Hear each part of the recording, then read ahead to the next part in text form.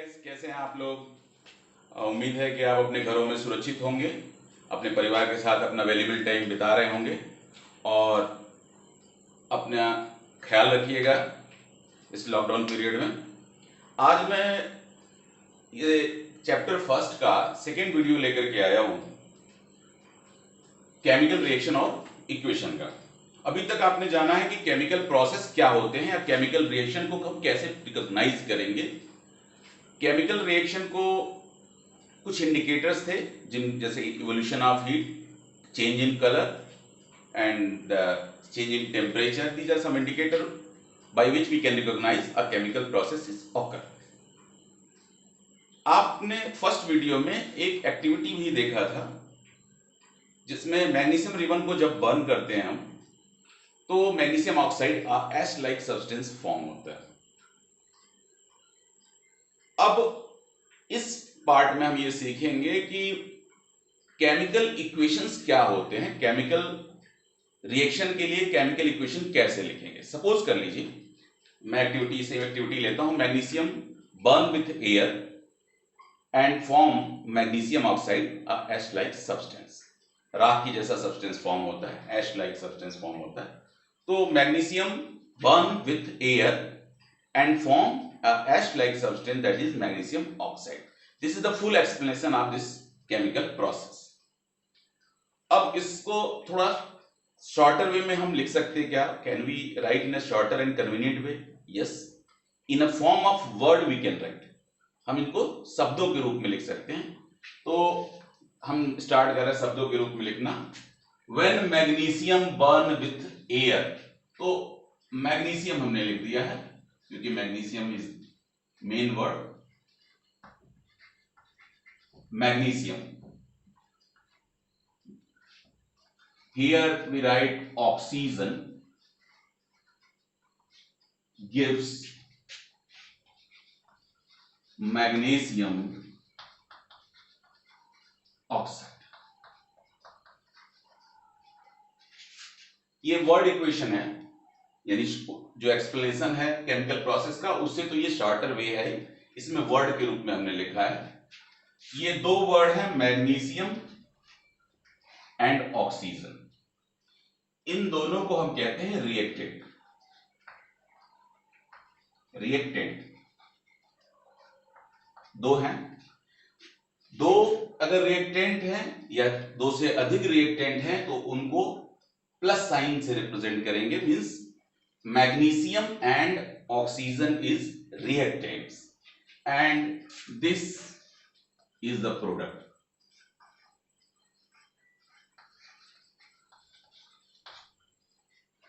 Not products, product. Only one product is there. The substance which going to change into new substance, the substance which going to change in new substance, that is magnesium oxide, is called reactant, and reactant write on left hand side. इसके लिए start में लिख रहे हैं हम LHS और product कहां लिखेंगे हम? Right hand side. रिएक्टेंट को प्रोडक्ट से अलग करने के लिए हम एरो लगाते हैं और एरो का पॉइंट, जो डायरेक्शन ऑफ एरो होगा वो ये दिखा रहा होगा रिएक्शन किधर प्रोसीड कर रहा है, from reactant towards the product. Reactant से प्रोडक्ट की तरफ जो है ये एरो जाता हुआ दिख रहा है, यानी reactant get converted into product.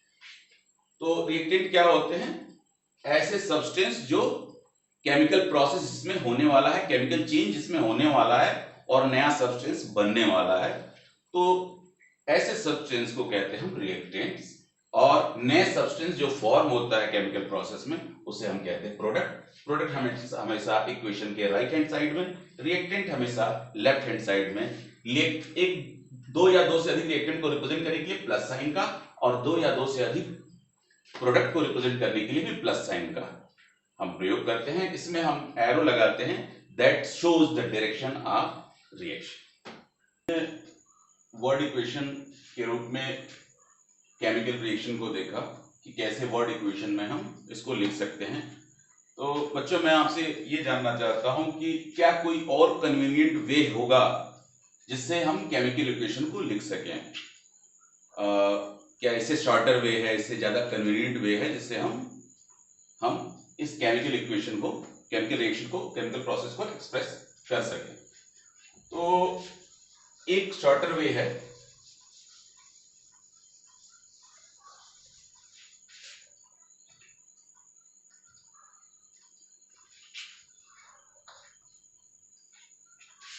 अगर हम इन सब्सटेंस के सिंबल लिखते हैं, यानी सिंबॉलिक रिप्रेजेंटेशन अगर हम केमिकल इक्वेशन रिएक्शन का करें, केमिकल प्रोसेस का करें, जैसे मैग्नीशियम का हम सिंबल लिखते हैं that is Mg. In 9th class you studied that the symbol of magnesium is Mg. Oxygen के लिए हम सिंबल यूज कर रहे हैं O2 और मैग्नीशियम ऑक्साइड के लिए हम सिंबल यूज कर रहे हैं, ये माइनस साइन नहीं है, सही, MgO. अब ये ऑक्सीजन के लिए केवल O क्यों नहीं लिखा, O क्यों लिखा, O2 क्यों लिखा, O क्यों नहीं लिखा? ये आपने 9th क्लास में सीखा है। ऑक्सीजन, दो ऑक्सीजन आपस में कंबाइन करके डाई ऑक्सीजन के रूप में रहते हैं, तो ऑक्सीजन जब भी कहेंगे हम O2 कहेंगे। ऑक्सीजन का और एक एलोट्रॉप है O3 है, जिसे हम ओजोन के नाम से जानते हैं, और ओजोन होल इस कोरोना काल में भर गया है या भर रहा है। This is magnesium oxide, that is a symbolic notation of this magnesium oxide, magnesium and oxygen. This is a compound of magnesium and oxygen that is called magnesium oxide. So magnesium plus O2, O2 oxygen or dioxygen, and this is symbol for magnesium oxide.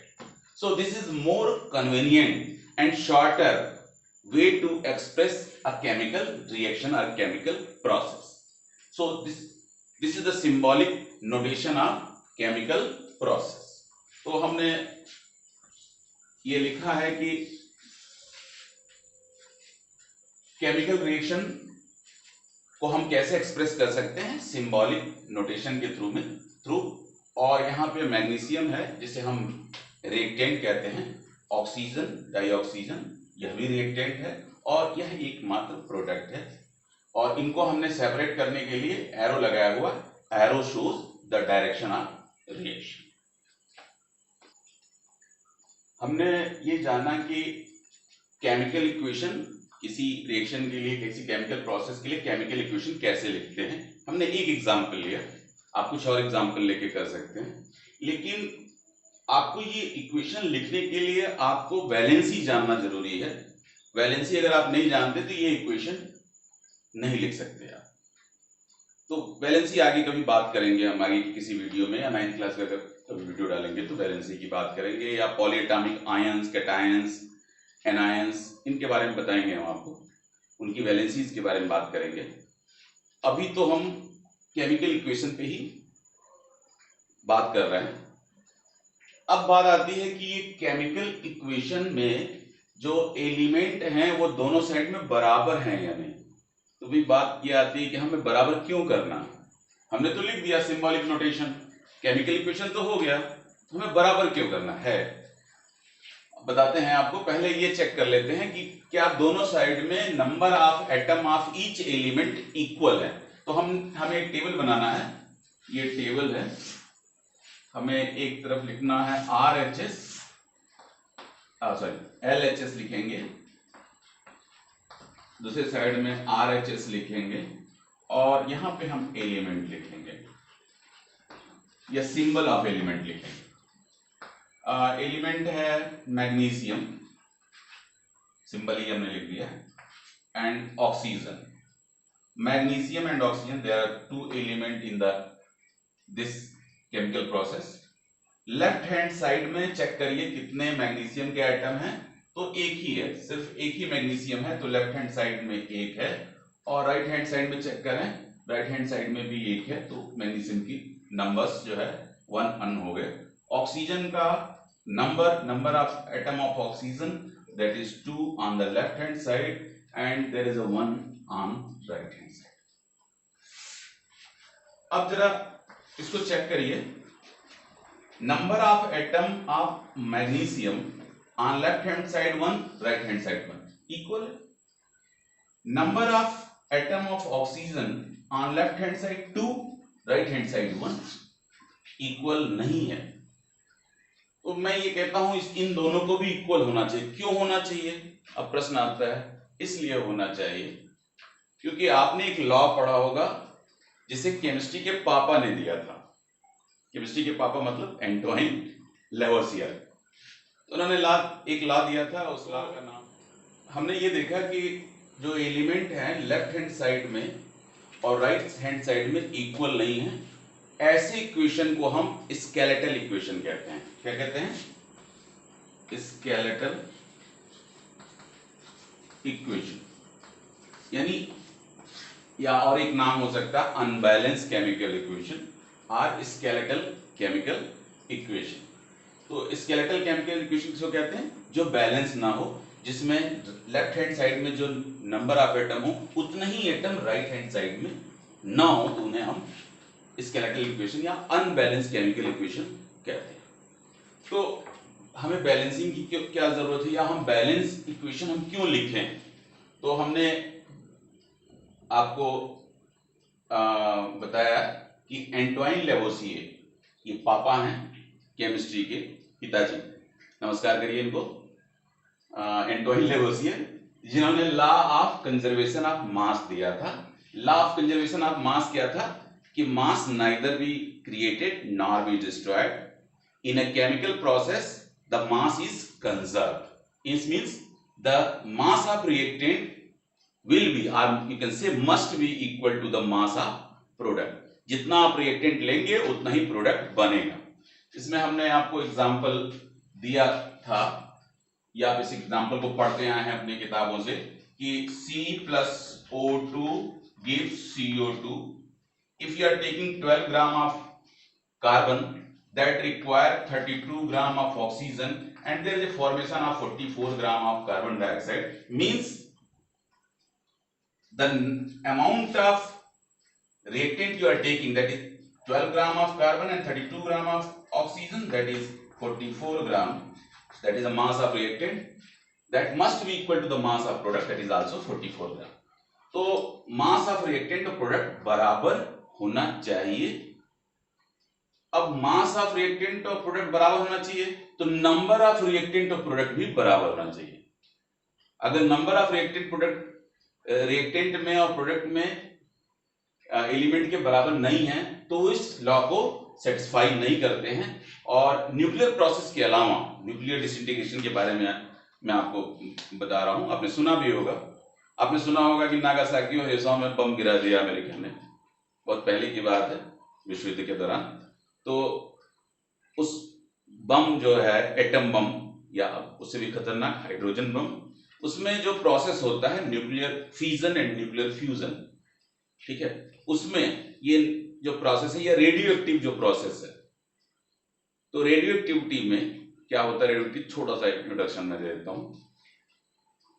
कुछ ऐसे पदार्थ होते हैं थोड़ा heavy nuclei, जैसे uranium है, polonium है, उनके न्यूक्लियस से कुछ रेज निकलती हैं। उन रेज को अल्फा, बीटा और गामा रेज कहते हैं। और ऐसी न्यूक्लियाई अनस्टेबल होती हैं। इसका कंस्ट्रक्टिव यूज भी है। ऐसे रिएक्शंस का हम उपयोग करके इलेक्ट्रिसिटी प्रोड्यूस करते हैं, ठीक है, न्यूक्लियर रिएक्टर के थ्रू जो है इलेक्ट्रिसिटी प्रोड्यूस करते हैं। तो न्यूक्लियर रिएक्शन मतलब न्यूक्लियर फिजन और न्यूक्लियर फ्यूजन। तो इसमें जो है मास का लॉस होता है, उसमें मास कंजर्व नहीं रहता, मास एनर्जी में कन्वर्ट हो जाता है। लेकिन बाकी सभी केमिकल प्रोसेस में मास कंजर्व रहता है, और मास कंजर्व रहता है तो नंबर ऑफ एटम भी कंजर्व हो रहेंगे। Number of atom left hand side और राइट हैंड साइड में इक्वल होने चाहिए, और अगर इक्वल नहीं है तो ऐसे इक्वेशन को अनबैलेंस केमिकल इक्वेशन या स्केलेटल इक्वेशन कहते हैं। तो अब हमें क्या करना है, हमें अनबैलेंस केमिकल इक्वेशन जो कि ये है हमें बैलेंस करना है।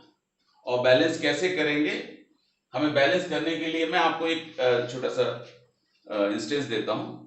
आप कभी मेले में जाते होंगे, अगर आप मेला विजिट करने गए अपने अंकल के साथ या अपने छोटे भाई के साथ, तो आपने निशाना लगाया होगा, बहुत सारे गुब्बारे होते हैं, उसमें एक गन होता है साथ में, उस गन से गुब्बारे पे निशाना लगाते हैं, या कुछ मूविंग ऑब्जेक्ट होता है, कैंडल होता है, उससे जब निशाना लगाते हैं, अगर निशाना चूक जाता है तो क्या करते हैं आप, फिर से कोशिश करते हैं, शायद नहीं चूक जाता है तो अपने छोटे भाई को देते हैं ठीक है, दे देते होंगे।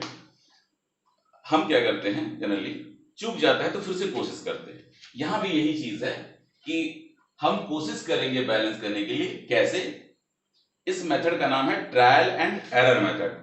हम ट्राई करेंगे बैलेंस करने के लिए, गलतियां हो जाएंगी, फिर से ट्राई करेंगे, फिर गलती होगी, फिर से ट्राई करेंगे, और तब तक करते रहेंगे जब तक कि ये बैलेंस नहीं हो जाता। बहुत सारे स्टेप हैं आप बैलेंसिंग के लिए।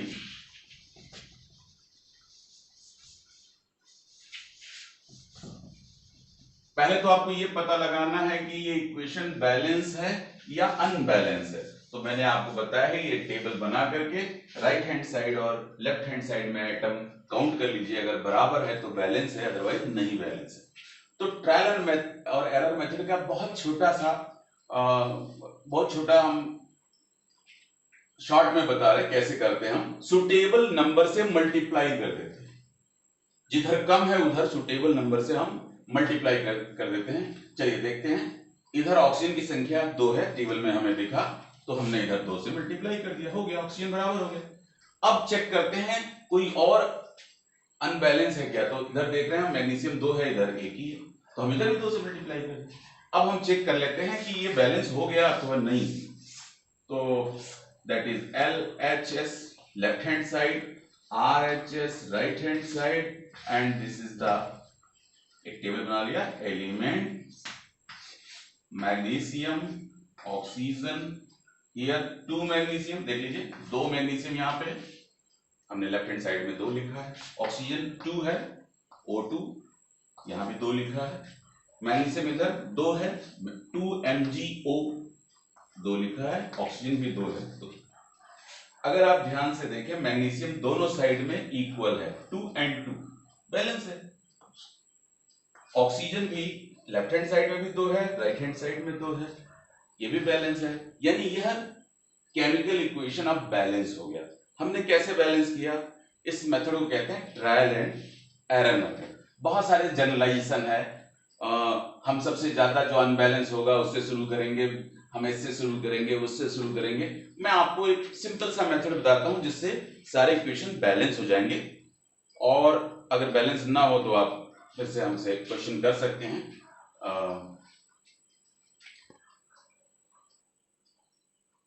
मैंने यहाँ एक इक्वेशन लिया है, अगर आपको दिख रहा है तो मैं बोल भी देता हूं। Iron when react with water and form ferric oxide Fe3O4 and hydrogen that is H2। ये पहला इक्वेशन हमने लिया है बैलेंस करने के लिए।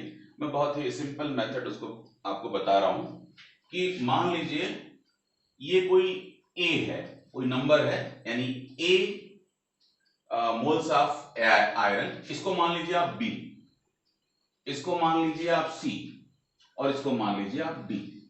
ये D कोई भी नंबर हो सकता है।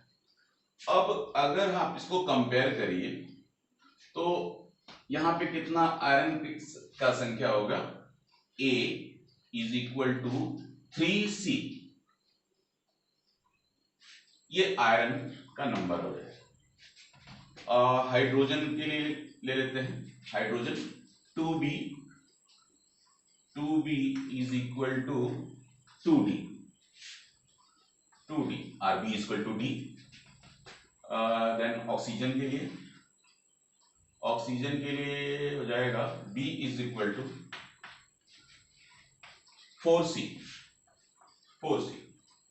अब A मान लीजिए कोई संख्या है 1, मान लीजिए A को अगर आप 1 मान लें तो ये नंबर आ जाएगा a is equal to 3 sorry c is equal to 3 1/3। अगर आपने let a is equal to 1, अपने मन से आप मान लें a इज इक्वल टू 1, तो c का वैल्यू हो जाएगा 3 is equal to 1/3। Then c का वैल्यू हमें पता चल गया 1/3, तो b इज इक्वल टू हो जाएगा 4 इंटू 1/3 दैट इज 4/3। b का वैल्यू पता चल गया तो d भी पता चल जाएगा, b is equal to d, तो 4/3 d का भी वैल्यू हो जाएगा। तो अब जो वैल्यू आया है हमने माना है a की वैल्यू 1, c का वैल्यू 1/3, b का वैल्यू 4/3 और d का वैल्यू 4/3, ये हम रख लेते हैं यहां जहां हमने a b c d माना है। तो इसको मिटा दें।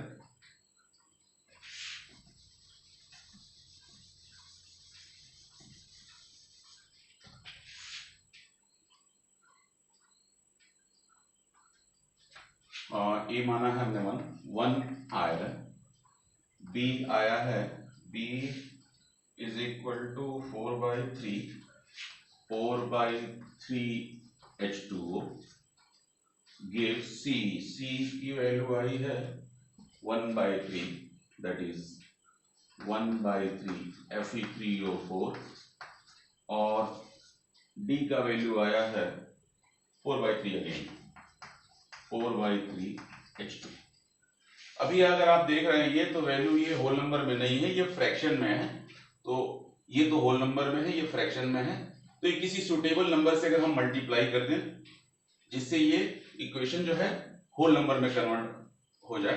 अगर आप देखें अगर 3 से मल्टीप्लाई कर दें सब में, multiply by 3 in whole equation, कोई फर्क नहीं पड़ेगा, दैट इज मल्टीप्लाइड बाय 3, तो ये इक्वेशन हो जाएगा 3Fe, 3 से ये 3 कट गया, 4H2O gives Fe3O4 and 4H2 and this is the balance equation. आप चेक कर सकते हैं ये एक बैलेंस इक्वेशन देख लें, 4 2 जा 8 हाइड्रोजन, 4 2 जा 8, राइट हैंड साइड में भी 8 hydrogen, there is a 3 iron, iron is equal, there is 4 oxygen and 4 oxygen, oxygen भी इक्वल है। आप एक बॉक्स बना करके इसको चेक कर सकते हैं, लेफ्ट हैंड साइड में जो एटम है वही राइट हैंड साइड में एटम है। तो इस मेथड से आप फिर से इसको देख लेते हैं, किसी कोई भी इक्वेशन अगर आप मिलता है तो उसमें एक नंबर मान लें, ए बी सी डी वो नंबर है और उनको इक्वेट कर लें।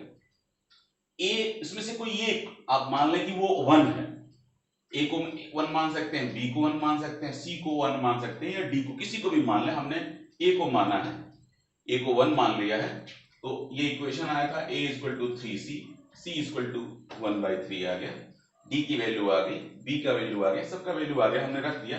बस ये होल नंबर में नहीं है तो एक सुटेबल नंबर से हमने मल्टीप्लाई कर लिया। तो अब ये ट्रायल एंड एरर मेथड नहीं रहा, अब जो है ये आसानी से इस तरह का आप बैलेंसिंग का कर सकते हैं।